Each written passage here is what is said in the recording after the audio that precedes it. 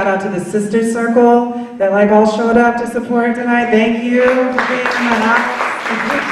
Thank you, all of you, for coming out. Because you could have been anywhere and you choose to be here with us, and we greatly appreciate it. Thank you so much for being present and for being such an amazing audience and keeping with the momentum of gorgeous and beautiful and amazing work. We have next coming to the stage, Nicholas Chin. Nicholas Chin is an East Bay, Jamaican, Chinese, Polish, queer performance poet with an electrifying stage presence that brings the written word to life. Chin writes original poetry in a free-flowing narrative style that attempts to find a commonality of experience shared throughout intersecting identities and backgrounds. Race, gender, migration, sexuality, the environment, class, and self-love are common themes explored through their work. Y'all put your hands together for the one and only, the most amazing, the most recently, oh, a good point to make, most recently, Nicholas Chin was sponsored by the Queer Cultural Center to perform 3,083-mile journey, a poetic exploration of family, queerness, and love for the Emerging Artist Showcase Embrace, featured in our 2018 National Queer Arts Festival. Now, put your hands together for our wonderful and amazing, our talented and brilliant, our spectacular Nicholas Chin. Come on down.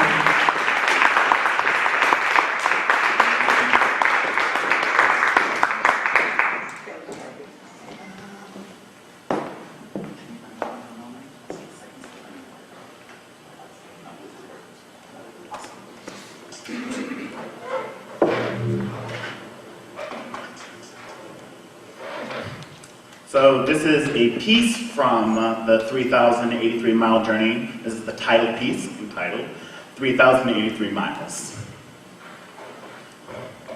Long before my first breath, Grandma Joyce Chin planted various fruit trees: apple, nectarine, pear, 2 tangerines, grapefruit, tamarind, avocado, in Richmond, California. 3,083 miles away from sun-bathed Kingston, Jamaica, in an attempt to recreate home, where her children threw stones that would snap branches heavy with ripe mangoes. Each year as children, we would watch the avocado tree blossom into this spire of bundled pale green flowers, but never a single creamy fruit. Without a mate, avocado trees will never fruit. Fast forward in life to a foreclosure, 2 strokes, liver failure, and prostate cancer. I found myself laughing, drinking, and smoking under the spire of bundled pale green flowers with friends who knew not of Joyce or Jamaica, of mangoes or avocados. One spotted something above in the branches, made like a thief into the night, and before I could say anything, my eyes unhinging like boa constrictors, his hand came crashing down, smashing this perfectly round, dark green sphere that wrinkled like an old man who catches the shine of the moon. The sphere splitting into these asymmetrical halves against the red driveway, like a painting into a trash compactor, like a child out a 3rd-story window. Either way, I watched Joyce's dream murdered under the spire of bundled pale green flowers, 3,083 miles away from Kingston, by friends, by a thief who knew nothing of Joyce. I'm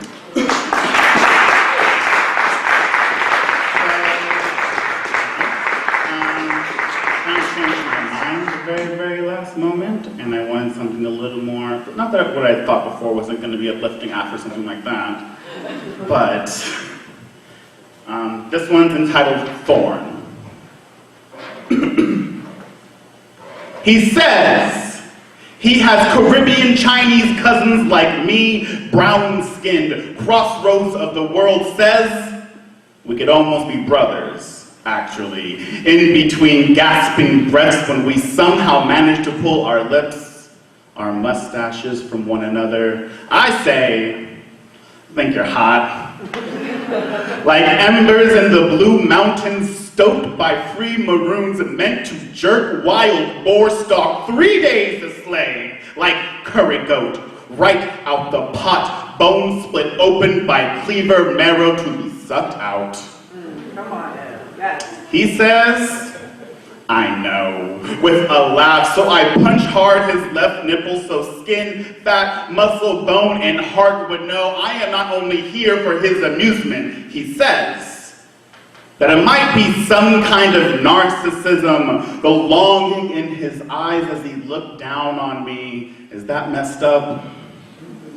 I say, Narcissus are my favorite flower, unmistakable stink-filling room after room. You know the story of Narcissus. Fell in love with his own reflection upon some tranquil pond, drowned himself when realizing he could never have the reflection, or was it? He stared for an eternity until he just faded away. I say, actually, you look just like my father. Call me Oedipus, call me Electra, the field day Freud would have, pathologizing hella consensual passion and desire, burning enough for the second circle of hell, but he moves in closer. Reminds me to breathe with his nose against mine, his air mine as his. This right here is no Greek tragedy, no oracles, no prophecies. No, I won't stab my eyes blind, let alone murder anyone, so we could lay here for an eternity without risk of drowning, for this body is solid as the earth, though subject to quakes that can birth new mountains, but always willing to rebuild, always willing to provide, always willing to live, never fading away.